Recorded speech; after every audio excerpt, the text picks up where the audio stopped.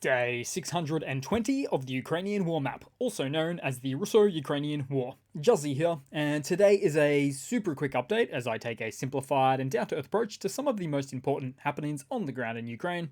So starting off, we'll take a look once again at those Russian military personnel losses, as currently Russia sits on more than 305,000 losses there, which makes for an addition of 990 in the past 24 hours.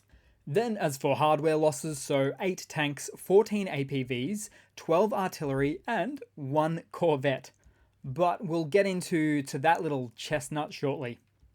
Then we'll head across to the map and start out in Russia today at Abakan, which is central south of Russia, so here we go, as there was a large fire today in the area of the local oil depot. No word yet on the cause, but either way, it's clearly not a good year to be a Russian oil depot, even if you're literally thousands of miles away from the front lines of Ukraine. Then also in central Russia, but in the north, a Russian Mi-8 helicopter, which was flying to Nadim, caught on fire mid-air. Now, during the flight, a fire alarm went off in the cockpit, and the cargo and roof caught fire in the cabin. The helicopter proceeded to make an emergency landing, and nobody was injured. But so far as the footage is concerned, those molten lava-like droplets make for some impressive-looking footage. Plus, half the time, Buddy Boy over there sprays the fire extinguisher upside down, which may only in fact fan the flames because it's only letting out the propellant gas and not the extinguishing powder, depending on the extinguisher though. Then we'll head back across to the Ukrainian map today, and we'll start out in the southern Donbass region. So we are talking about, once again, Vuhledar. As over the weekend, another huge amount of Russian tanks were demilitarized at the heavily fortified and well-defended position, which blows my mind that something like this could even be attempted again by the Russian army. Because truly, when the Russian army sent wave after wave of light and heavy armored vehicles into this region for almost 30 days straight back at the beginning of the year, well, it was truly a case study in how Russia's inadequacies for leadership, equipment, strategy, tactics, and morale had all led to catastrophic failures for their army. All right here. And it's almost as if the Russian army doesn't communicate their tactical setbacks to other branches and divisions of their army, leading to some pretty hairy situations like these, and ultimately still underline the critical need for improved internal collaboration. Or put more simply, Russia sending in the meat waves with little to no intel involved. Then briefly on the map, moving north to Avdiivka for a moment, as it was also not without its Russian breakthrough attempts. Here we see a Russian T-72 reaching the end of its life cycle and going up in flames. And as for the map, Russia is still looking to pass the railway line, as indicated by the currently dead straight contact point that you can see there. Then, somewhere in the east, another Russian Terminator was terminated. That is to say, we're talking about the Russian BMP-T here, which was the highly touted or vaunted game-changing tech from the Russian side, although really it's just more of a modernized infantry fighting vehicle that in this instance stood no chance against a $200 FPV drone. This is the fourth visually confirmed loss of this vehicle, which accounts for most of their prototype-sized fleet of these things. Then, also in the east, so a Russian Scooby-Doo van has sunk in the Donetsk area. And as you can see here, the Ukrainian mud season is upon us, and seemingly pretty much putting an end to Russian logistics so far as where their usage of the Buhanka Scooby-Doo vans are concerned. And boy, does the Russian army rely on these things for their army's ever-increasing logistical challenges. Then we'll head to Crimea for some of the big news today. So I'll zoom out and find that one. So here we go. In fact, I might zoom right in, really close to the Kerch Bridge, so the shipyard.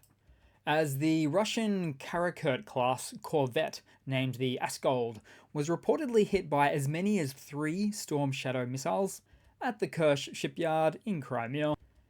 And the Askold is one of the newest ships in Russia's naval fleet. In fact, it was yet to enter service and never even got the chance to take part in hostilities.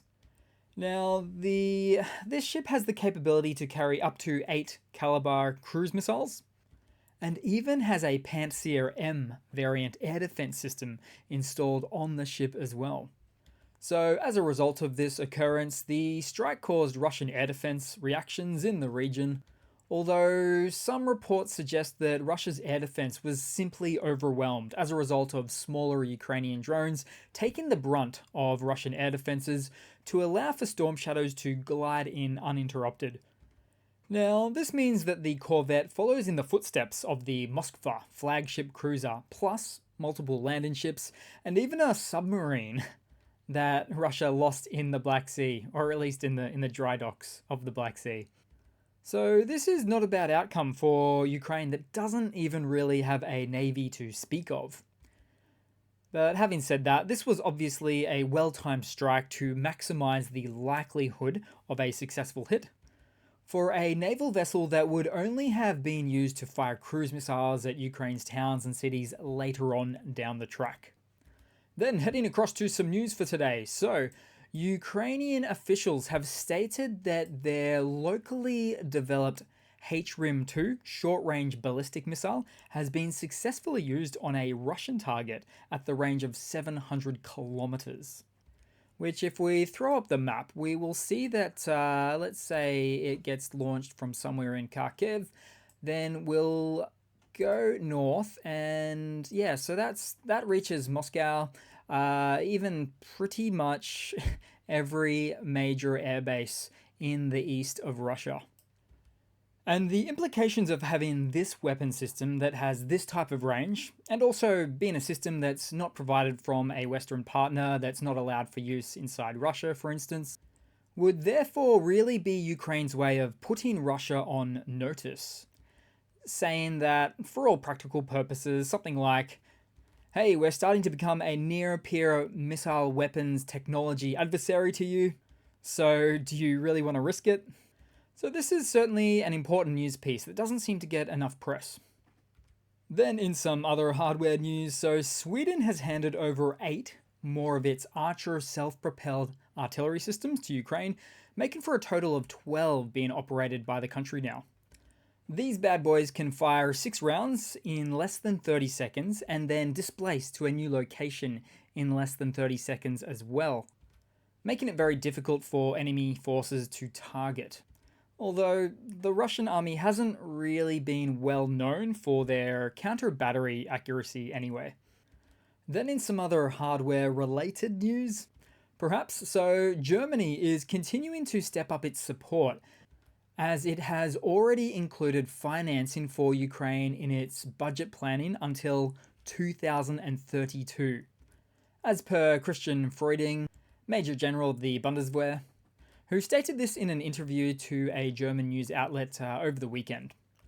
Then moving across to some Russian hardware news of a sort. So, at the start of November, Russia experienced failures in its testing of its nuclear-capable ballistic missiles, revealing substantial flaws in Moscow's nuclear weapons delivery systems.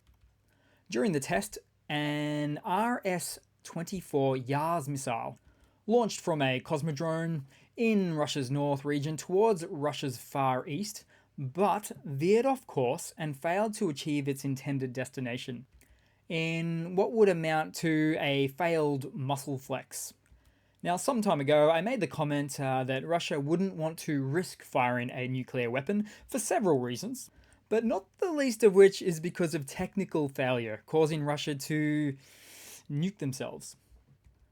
And I would suggest that, as with every other aspect of the Russian military, Russia has also been dealing with a underfunded nuclear program, simply put.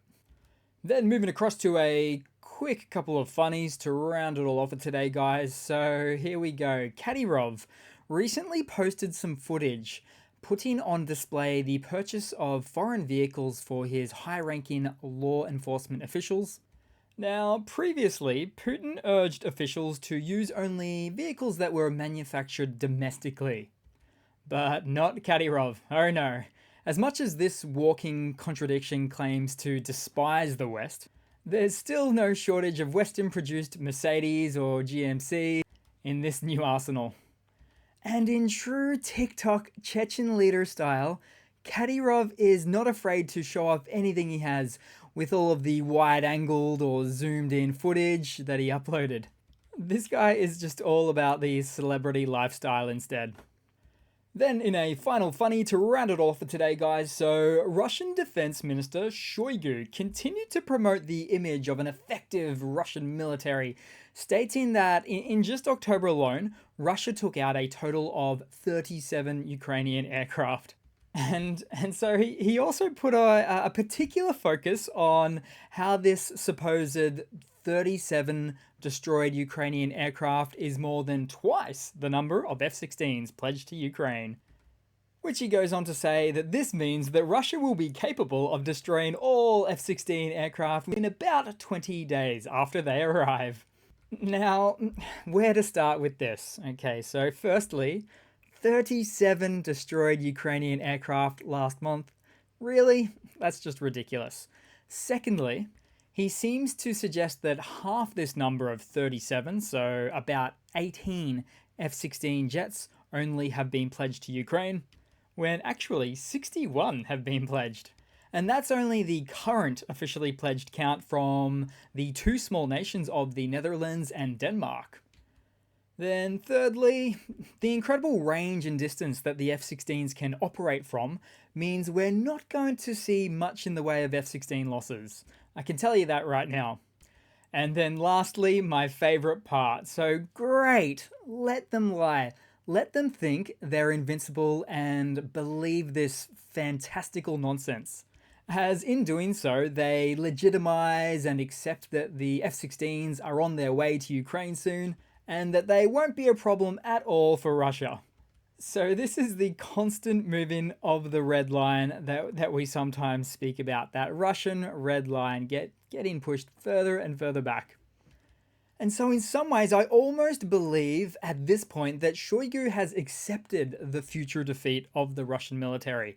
As such, he's chosen to paint a real rosy picture of events to speed up or accelerate the demise of the Russian military. I mean, anything's possible at this point. So that's it for today, guys. Thanks again for watching. Bit of a shorter video dealing with some massive technical issues. And despite my sincerest efforts, looks like I'm going to have to reformat my machine, but it is what it is. So yeah, thanks again for watching. Please like and comment, subscribe if not already, and I do really hope to see all of you guys there in the next one. Cheers.